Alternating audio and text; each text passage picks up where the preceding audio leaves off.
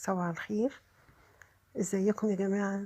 احنا هنعمل النهاردة بمناسبة الفالنتين هنعمل كيكة الريد فيلفت. معايا 500 جرام من الدقيق جاهز من محل بتاع خامات الحلويات، وهحط عليهم 4 بيضات، وهحط كوباية زبادي كبيرة أو كوباية ونص من الصغيرين، أو كوباية لبن رايب، أو كوباية لبن عادي بس يفضل لبن رايب أو الزبادي. هنحطهم مع بعض، وهحط نص كوباية زيت.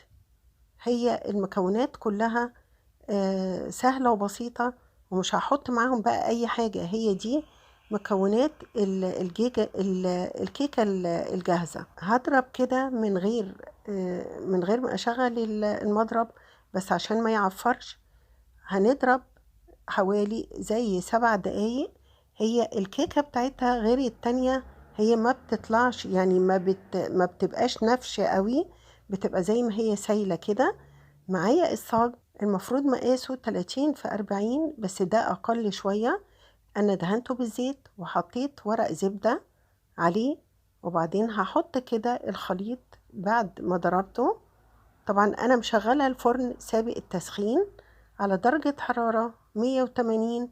هحطها حوالي من 10 دقايق لربع ساعة، مش أكتر. أنا حطيت على فكرة وأنا بضربها حطيت معلقة كاكاو، لأن لقيت اللون الأحمر يعني مزعج شوية. فالحقيقة حطيت معلقة كاكاو صغيرة عشان تكتم درجة اللون الأحمر كده. أنا طلعتها، استنيت لما تبرد، وأنا قلبتها كده. وبعدين معايا بقى الحشو بتاعها، معايا جبنة كريمي، أو معايا البودر، معايا كريم شانتيه. أنا هكتب لكم طبعا المقادير في صندوق الوصف. وبعدين معلقتين من السكر، هضربهم كويس مع اللبن المثلج. هنا بعد ما قلبتها، المفروض ان انا اشيل القشرة اللي على الوش، بس انا لما قلبتها معرفتش الحقيقة ان انا اقلبها تاني. بالفورمة المدورة هعمل المقاسات بحيث ان انا اعملها الميني كيك بالشكل ده، او المقاس ده. الريد فيلفت على فكرة ما بتتسقيش. وهعمل شكل تاني من القلب. دلوقتي بعد ما انا ضربتها، انا هحط قطعة من الشوكولاتة البيضة، هسيحها على حمام بخار او في الميكرويف. هحطها عليها على الخليط اللي انا ضربته بتاع الكريمة، وهضربها برضو. الشوكولاتة البيضة بتدي طعم حلو قوي مع الكريمة ومع الجبنة اللي تشيز ومع الكريمة اللباني بالشكل ده. هحط الخليط كده في الكيس الحلواني، وهبدأ أشكل بالشكل دون. هحط يعني واحدة، وبعدين بعد ما أشكلها هحط التانية عليها، وهعمل الروزيتات كده اللي هي من غير رسمة. عندي بقية الكيك أنا عملته بالمبشرة، وممكن تضربيه في الكبة.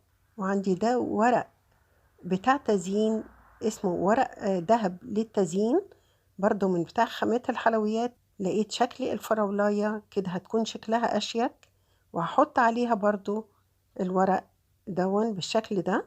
وهعمل واحدة تانية برضو بنفس الشكل، وعملت شكل تاني من القلب. فبصوا، من النص كيلو أو من الصاج واحد أنا عملت بيه 3 أشكال. وده الشكل التاني.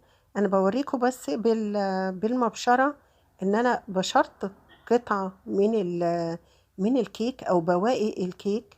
شايفين الشكل بتاعه؟ في عندي استرس كده ممكن لونه جولد، ممكن ان انا هزين بيه بالشكل ده، عبارة عن سبرينكلز كده.